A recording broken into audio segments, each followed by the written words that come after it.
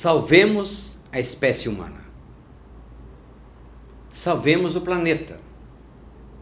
São coisas que eu já ouvi desde 1972, quando numa revista chamada na época Problemas Brasileiros, publicada pela Escola Superior de Guerra, estava lá, a capa da revista era o planeta Terra.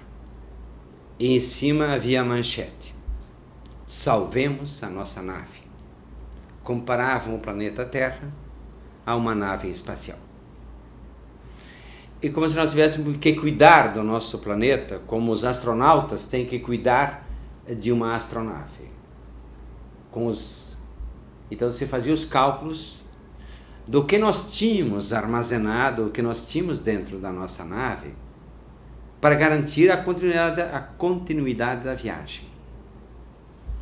Bem, de lá para cá, esses temas, então se avisava que se nos próximos 30 anos, isso é, de 70, 80, 90,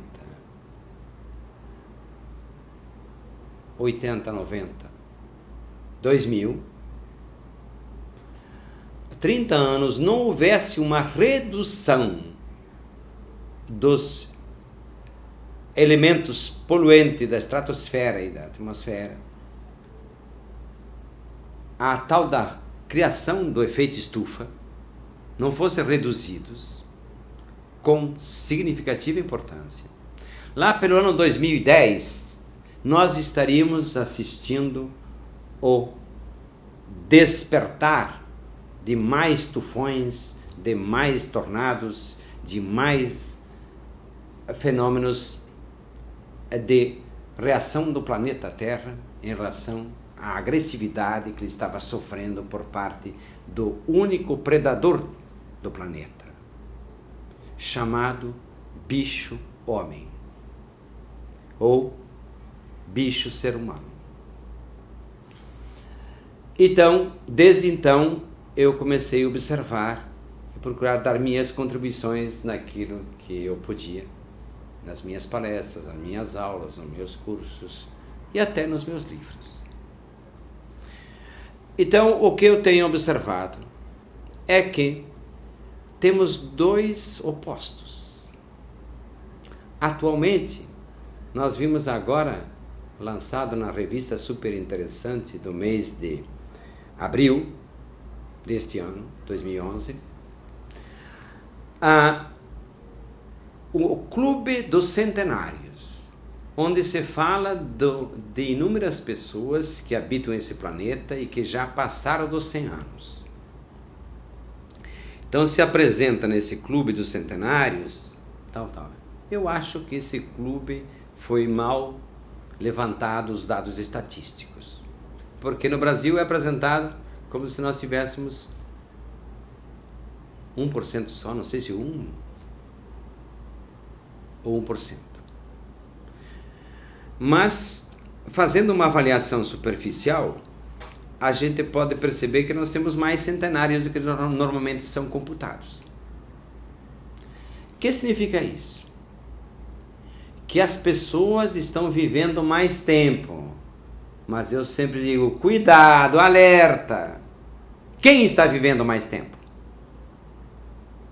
As pessoas que tiveram uma educação, uma formação, que as pessoas não têm medo de trabalhar, que as pessoas não se estressam facilmente, que as pessoas gostam de viver o sabor da vitória nas conquistas que realizam. Me apresente um centenário que seja classificado como vagabundo. Ele sempre será uma pessoa que tem atividades. E atividades que lhe dão alegria, satisfação, ou que são, como dizem, prazerosas. Mas uma atividade prazerosa não é aquela que você faz sob o princípio de quê? Fazer o que gosta. Porque quem fica só fazendo o que gosta, na verdade, começa a achar tudo chato. Porque até aquilo que ele gostava perde o sabor. Nós temos que aprender, eu digo, o ser humano, mais do que aprender a fazer o que gosta, porque fazer o que gosta qualquer bicho faz, temos que aprender a gostar do que é preciso ser feito. Eu digo, se eu não tivesse sido exigido na minha infância para ajudar a mãe, para trabalhar em casa, para fazer isso e aquilo, eu digo, e depois ter sido exigido para estudar, na verdade não precisava ser exigido, porque eu já tinha aprendido a cumprir meus deveres desde de casa, e eu saí de casa com 13 anos. Então, eu aprendi também a estudar, percebi que estudar era gostoso. Estudar era uma forma de sair do peso, da enxada e do sol quente da roça. Também. Mas mais importante do que isso é perceber que você pode desenvolver habilidades, capacidades, talentos que ajudam você a aprender a ser disciplinado, ter disciplina, ter organização, aprender a trabalhar. O que é trabalho? Por exemplo, dentro de um contexto familiar. Trabalho é tudo aquilo que a pessoa desenvolve, resultados que a pessoa alcança, que são benéficos ao grupo, seja da família, seja depois também na área profissional da empresa, etc. Então, trabalho é ser capaz de contribuir para o grupo, em benefício do grupo. Mas se a pessoa então que aprende disciplina, organização e trabalho, ele aprende também a dedicar-se. O que é dedicação? É desenvolver uma atividade cujo resultado demora mais para ser alcançado. E só os grandes vencedores, aliás, só aqueles que são capazes de se exercitar, treinar, desenvolver, aprender a dedicação, que poderão ser grandes vencedores. E, consequentemente, sentir-se seguros frente à vida, confiantes frente às dificuldades, e esses que podem. Quem vive mais tempo são aquelas pessoas que se sentem mais confiantes frente à vida, mais seguras, porque desenvolveram habilidades, desenvolveram capacidades, desenvolveram talentos que lhes permite desenvolver, lhes permitiu conquistar disciplina, organização, trabalho e dedicação. Eu digo que quem conquista esses 4 fundamentos, disciplina, organização, trabalho e dedicação, são os 4 alicerces para a pessoa ser competente. E quem aprende a ser competente não precisa pedir esmola, porque a sua competência é para conquistar os bens necessários à sobrevivência também. E muito menos precisa roubar. Todo ladrão, seja de colarinho branco ou de calça rasgada, todo ladrão, ele faz uma declaração aberta da sua incompetência. Para quem é competente para conquistar os bens necessários da sua sobrevivência, não precisa pedir esmola e muito menos roubar. É pessoa de caráter, sabe o que quer. E os nossos jovens hoje, muitas crianças hoje, estão carentes desse processo de aprendizagem. Se fica falando demais que tem que fazer o que gosta. Se bota muita mão na cabeça. Por que nós temos hoje tantos drogados? Por que temos hoje tantos criminosos, desde o pedófilo ao assassino e até ao suicida? Porque, na verdade, as pessoas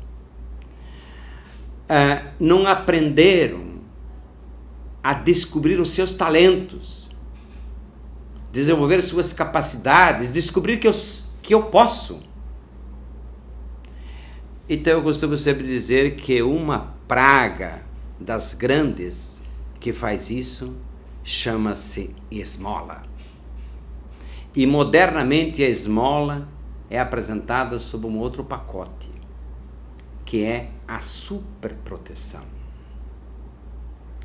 Superproteger um filho, facilitar para um aluno os resultados, tudo isso é rebaixar a pessoa, é esmagar as suas possibilidades de ser vencedor, de aprender a conquistar, de descobrir que ele é capaz, de desenvolver habilidades e talentos. A educação precisa mudar de rumo na sua essência, porque não venha dizer que precisa mais polícia. O problema da segurança está muito mais dentro das casas e dentro das escolas do que na rua. Se nós tivermos bons professores que ensinam o estudante a aprender de verdade, que ensinam o estudante a ser vencedor, que ensinam o estudante a desenvolver seus talentos, suas capacidades, aí nós teremos pessoas que não vão precisar apelar para a estupidez do roubo, para a estupidez da bandidagem, para garantir o pão nosso de cada dia, para se achar importante. Veja, eu digo, se premia demais os bandidos, também tem esse lado. Por quê? Abre uma televisão, liga um rádio, abre um jornal, o que você vê? As homenagens aos bandidos. Eles que estão na mídia, eles que estão no foco da atenção. Eu já tive a oportunidade de conversar com bandidos. E qual que é o seu relato? Quando a pessoa se sente revoltada. Eu vou matar, porque assim eu fico na mídia, eu apareço, eu vou ser capa de jornal, pelo menos depois de morto, pô. Porque a pessoa não aprendeu a estar na capa de revista pelas suas realizações, pelas suas conquistas, pelo seu desempenho. E porque nas escolas não se premia os melhores. Porque nas empresas não se premia os bons funcionários. Se houver empresas que fazem isso, parabéns, e vamos ver que lá não sai ladrão. Até essas empresas são menos assaltadas. Porque quantas empresas são assaltadas porque quem dá a dica para o ladrão, para o bandido, é alguém dentro da empresa. Tempo atrás havia um banco em Santa Catarina que era muito assaltado. Por quê? Porque dentro do banco tinha quem fornecia as informações para os bandidos do lado de fora. Não veio falar para mim que não é isso. Por quê? Porque são pessoas que se sentiam frustradas e que jogavam a culpa nos outros. Porque ele não foi treinado a vencer. Não foi treinado a desenvolver, produzir resultados que lhe fossem benéficos e que ao mesmo tempo ele visse que aquilo que eu fiz, eu ganhei uma nota boa na escola, a mamãe ficou contente, o papai ficou animado, a vovó me deu um beijo. Isso que nós temos que resgatar de novo. A valorização, a premiação dos resultados. Porque só quem produz resultado positivo merece viver nesse planeta. E não aquele que é chupim, não aquele que só está aí para sugar, não só aquele que está aí só para receber. E o superprotegido é quem só recebe. Vamos avaliar como são as pessoas que caíram nas drogas, por exemplo. Por que foi para as drogas? Porque ele não tinha outra satisfação. Porque ele não aprendeu a alegria de sentir-se feliz porque fez o bem, porque ajudou a mãe, porque tirou uma nota boa, porque foi aplaudido pela professora na escola. Mas foi aplaudido de verdade e não ser apenas bajulado. Qual a diferença entre bajulação e elogio? Bajulação é elogiar aquele que não merece. Elogio é quando a pessoa merece e que a pessoa sabe que mereceu o elogio. Então essas questões são fundamentais, gente. Porque não há outro jeito de salvar o nosso planeta, a não ser salvando as pessoas. Olhem as estatísticas. Por que a pessoa... Eu digo, por que pedestres são atropelados?